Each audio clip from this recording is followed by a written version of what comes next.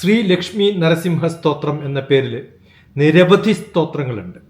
അതിലേറ്റവും പ്രചാരത്തിലുള്ളത് ശ്രീ ശങ്കരാചാര്യ വിരചിതമായിട്ടുള്ള ശ്രീ ലക്ഷ്മി നരസിംഹ കരാവലംബ സ്തോത്രമാണ്.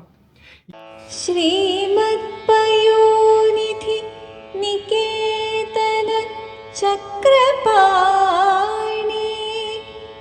ഭോഗീന്ദ്ര ഭോഗ മണിരഞ്ജിത പുണ്യമൂർത്തി യോഗീശ ശാശ്വത ശരണ്യ ഭവാബ്ദിബോധ ലക്ഷ്മീ നൃസിംഹ മമ ദേഹി കരാവലംബം. ശ്രീമത് പയോധിനി നികേതന ചക്രപാണേ എന്നാണ്. ക്ഷീരസാഗരത്തിൽ വസിക്കുന്നവനെ, ചക്രധാരിയായവനെ, ആദിശേഷന്റെ ഭോഗത്തിൽ മഹിമയോടെ വിരാജിക്കുന്നവനെ, യോഗികളുടെ നാഥ, ശാശ്വതനായ ശരണ്യനെ, സംസാരസമുദ്രം കടത്തുന്ന നൗകയായ ലക്ഷ്മി നരസിംഹ. സംസാരസാഗരം ആണ്, സംസാരസമുദ്രമാണ്. കുറേ ബുദ്ധിമുട്ടുകൾ അനുഭവിച്ചു ജീവിക്കുന്ന നമ്മുടെ ഈ ലോകത്തിൽ നൗകയായ ലക്ഷ്മി നരസിംഹ എന്നാണ്. നമ്മുടെ ശ്രീനാരായണ ഗുരുവും ജീവിതത്തിൻ്റെ ആഴങ്ങളിലേക്ക്, കയങ്ങളിലേക്ക് പോകുന്ന നൗകയിലൂടെ രക്ഷിക്കാൻ പോകുന്ന ഭഗവാനെ സങ്കല്പിക്കുന്ന വായിച്ച് കാണാൻ സാധിക്കും. എനിക്ക് കൈതാങ്ങ് നൽകണമേ, ലക്ഷ്മി നരസിംഹ മമ ദേഹി കരാവലംബം. ലക്ഷ്മി നരസിംഹ എൻ്റെ കരാവലംബമാവണേ, എൻ്റെ കൈപിടിച്ച് രക്ഷ നൽകണമേ. ഇത് വളരെ ആഴത്തിലുള്ള ഒരു പ്രാർത്ഥനയാണ്. ലക്ഷ്മി നരസിംഹ തത്വത്തിൽ നരസിംഹൻ എന്ന് പറയുന്ന സംരക്ഷണം, ധർമ്മം, ഭയാനിവാരണം, ലക്ഷ്മി എന്ന് പറയുന്ന കരുണ, ഐശ്വര്യം, ശാന്തി എന്നിവർ ചേർന്നിട്ടുള്ള രൂപത്തിൽ ശക്തിയുള്ള കരുണയാണ്. കരുണ എന്ന് പറയുമ്പോൾ ശക്തി ഇല്ലാത്തതായിട്ട് നമുക്ക് തോന്നാം, അങ്ങനെയല്ല, ഇത് ശക്തിയുള്ള കരുണയാണ്. ഈ ആത്മീയ ആശയത്തെ വളരെ വളരെ ബെസ്റ്റായിട്ട് പ്രതിനിധാനം ചെയ്യുന്ന ഒരു ശ്ലോകമാണ് നമ്മൾ കാണുന്നത്. ഈ ശ്രീമത് പയോനിധികേതന ചക്രപാണി എന്നാണ്. ശ്രീമത് പയോനിധികേതന ചക്രപാണി. ലക്ഷ്മി ദേവിയോടുകൂടി പാലാഴിയിൽ, ആ പാലാഴി മഥനത്തിന് ശേഷം വന്നിട്ടുള്ള ആ സ്ഫുടം ചെയ്തെടുത്തിട്ടുള്ള ഭാഗം കൊണ്ട് ഉണ്ടാക്കിയിട്ടുള്ള ശിവലിംഗം ഉള്ള സ്ഥലം നമ്മുടെ തമിഴ്നാട്ടിലെ ഒരു വലിയ പ്രസിദ്ധമായ ക്ഷേത്രമുണ്ട്. അവിടെ ലക്ഷ്മി നരസിംഹസ്വാമി വസിക്കുന്നുണ്ട്. അപ്പം ഇത് വസിക്കുന്നത് വ്യത്യസ്തമായിട്ടുള്ള രൂപഭാവങ്ങളിലെ ദേവിയുടെയും അഭിരാമി അമ്മയോടുകൂടി അമൃതഘടേശ്വരൻ്റെ ക്ഷേത്രം ആണ്. അഭിരാമി അമ്മൻ സമേത ശ്രീ അമൃതഘടേശ്വരൻ ദേവസ്ഥാനം എന്ന് പറയുന്ന ഒരു സ്ഥലം നമുക്ക് തമിഴ്നാട്ടിൽ കാണാൻ സാധിക്കും. ആ സങ്കല്പം നമ്മൾ കൃത്യമായിട്ട് മനസ്സിലാക്കണം. ഈ ഓരോ ജീവിതത്തിൻ്റെ പന്ഥാവിലൂടെ നമ്മൾ കടന്നു പോകുമ്പോൾ നമ്മുടെ പ്രശ്നങ്ങൾ പരിഹരിക്കാൻ വേണ്ടി ഭഗവാന്റെ വ്യത്യസ്തമായ രൂപഭാവങ്ങളിൽ നമ്മൾ കാണുന്ന പല അവതാരങ്ങളും. തിരുകടവൂർ ക്ഷേത്രം എന്ന തമിഴ്നാട്ടിലെ ഒരു ക്ഷേത്രം, ഞാൻ ചെമ്മണ്ടയിൽ പ്രഭാഷണം ചെയ്യുമ്പോൾ പറയണ്ടായി. ചെമ്മണ്ടയിൽ നിന്നും പഴനിയിൽ നിന്നും നമ്മൾ നേരെ സ്ട്രെയിറ്റ് ഒരു വരച്ചാൽ നമുക്ക് കിട്ടുന്ന സ്ഥലമാണ് ഈ പറയുന്ന ദേവീ സങ്കല്പം. വളരെ അഭിരാമിയായി നിൽക്കുന്നതാണ്. പൂർണ്ണമായിട്ടും എല്ലായിടത്തും രമിക്കുന്ന സൗന്ദര്യം കൊണ്ടും ആരാധന കൊണ്ടും ആകർഷണം കൊണ്ടുമൊക്കെ രമിക്കപ്പെടുന്ന അവസ്ഥയിലുള്ള ഒരു ദേവീദേവൻ്റെ സങ്കല്പം എന്ന് പറയുന്നത്.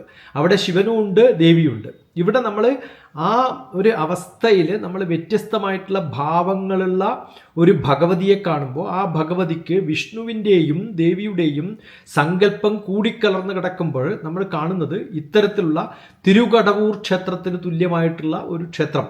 അഭിരാമ അമ്മയോടുകൂടിയ അമൃതഘടേശ്വരൻ്റെ ക്ഷേത്രം പോലെ തന്നെ അത് സങ്കല്പങ്ങളിൽ നമുക്ക് ഒരു ലക്ഷ്മിയും നരസിംഹനും ചേർന്നിട്ടുള്ള ഒരു സങ്കല്പത്തിൽ നമുക്ക് നോക്കിക്കാണാൻ സാധിക്കും, അത് എൻജോയ് ചെയ്യാൻ സാധിക്കും.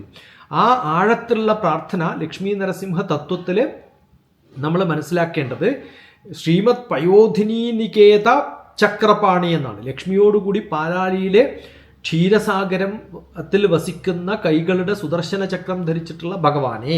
അപ്പോൾ വിഷ്ണുവിൻ്റെ അവതാരത്തെയാണ്. ഭോഗീന്ദ്രഭോഗ മണിരഞ്ജിത പുണ്യമൂർത്തേ എന്നാണ്.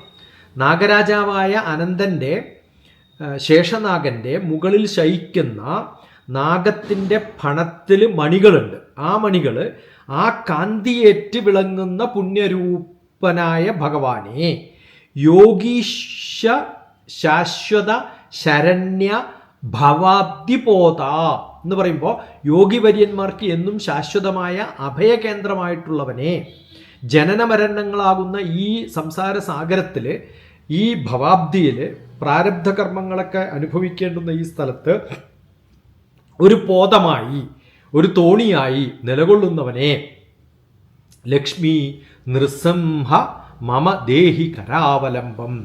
അങ്ങനെയാണ് ആ ശ്ലോകം പറയുന്നത്. ഓരോ ശ്ലോകത്തിൻ്റെ അവസാനവും ലക്ഷ്മി നൃസിംഹ മമ ദേഹി കരാവലംബം എന്ന് പറയുന്ന പൂർണ്ണമായിട്ടുള്ള ശ്ലോകം നമ്മൾ കാണാം. ലക്ഷ്മി നരസിംഹമൂർത്തിയെ, അവിടുന്ന് എനിക്ക് എന്നെ രക്ഷിക്കാനായി അങ്ങയുടെ കൈത്തലം തന്നരുളിയാലും അത് തരണമേ എന്നാണ്.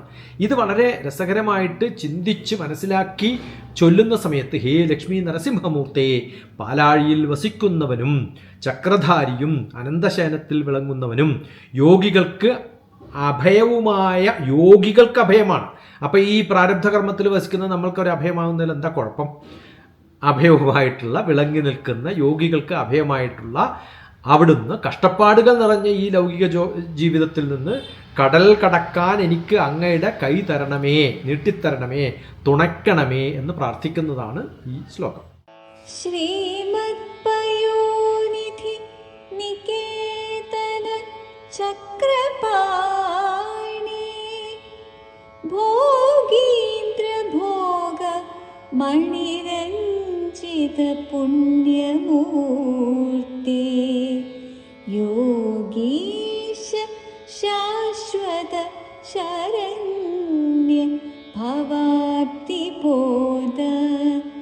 ലക്ഷ്മീ നൃസിംഹ മമ ദേഹി കരാവലംബം. രശ്മി ഇവിടെ അസലായിട്ട് ചൊല്ലിയിരിക്കുന്നത് ഒരു മനോഹരമായ ശ്ലോകം. ലക്ഷ്മി നൽകുന്നത് സമൃദ്ധിയും നരസിംഹം നൽകുന്നത് ധൈര്യവുമാണ്.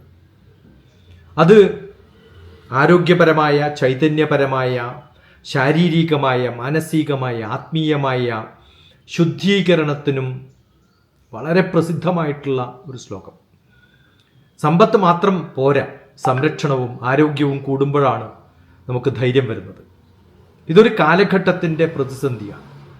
മാനസികമായ സമ്മർദ്ദം, ഭയം, രോഗങ്ങൾ, സാമ്പത്തിക ആശങ്ക, കുടുംബ അസ്വസ്ഥത, ഇതൊക്കെയുള്ള കാലഘട്ടത്തിൽ മനുഷ്യന് ദാർശനികമായ അർത്ഥം നൽകി ലോഭത്തെ ശുദ്ധമാക്കുവാനും ഭയത്തെ ജയിക്കുവാനും നരസിംഹ അവതാരം മനസ്സ് സംരക്ഷിക്കുന്ന ഒരവസ്ഥയിലേക്ക് നമ്മൾ എത്തിക്കുമ്പോൾ സമൃദ്ധിയോടുകൂടി സുരക്ഷിതമായി ജീവിക്കാൻ സാധിക്കുന്ന സന്നദ്ധത നമ്മുടെ ഉള്ളിൽ ഉണ്ടാവുന്നു, നമ്മൾ വളരുന്നു എന്നതാണ് ഈ ഒരു ശ്ലോകത്തിൻ്റെ ഏറ്റവും വലിയ പ്രാധാന്യം.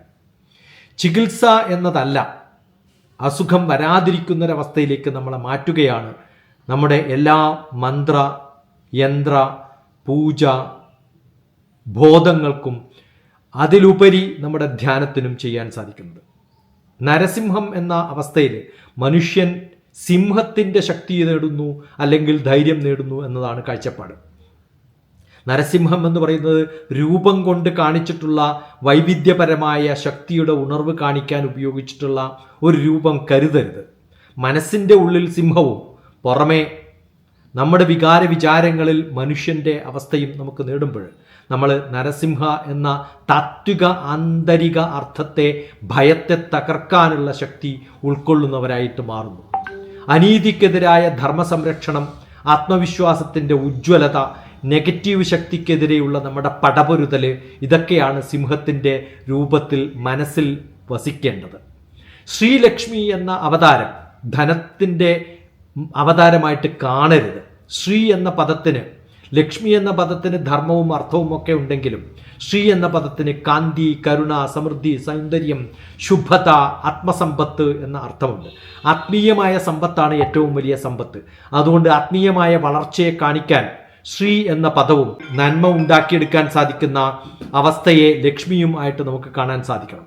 ഇപ്പോൾ ശ്രീലക്ഷ്മി ശ്രീ നരസിംഹം എന്ന് പറയുന്നത് ഐശ്വര്യ, സമൃദ്ധി, ശാന്തി, സംരക്ഷണം, ഭയനിവാരണം, ദുഷ്ടനിഗ്രഹണം എന്നീ കഴിവുകൾ നമുക്ക് തരാൻ വേണ്ടി ചൊല്ലേണ്ട മന്ത്രമാണ് ലക്ഷ്മി ചൊല്ലിയിരിക്കുന്നത്.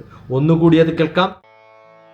ശ്രീമത്പയോനിധി നികേതന ചക്രപാണി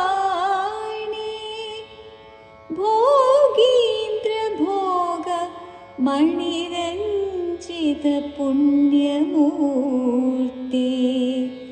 യോഗീശ ശാശ്വത ശരണ്യ ഭവാബ്ദിബോധ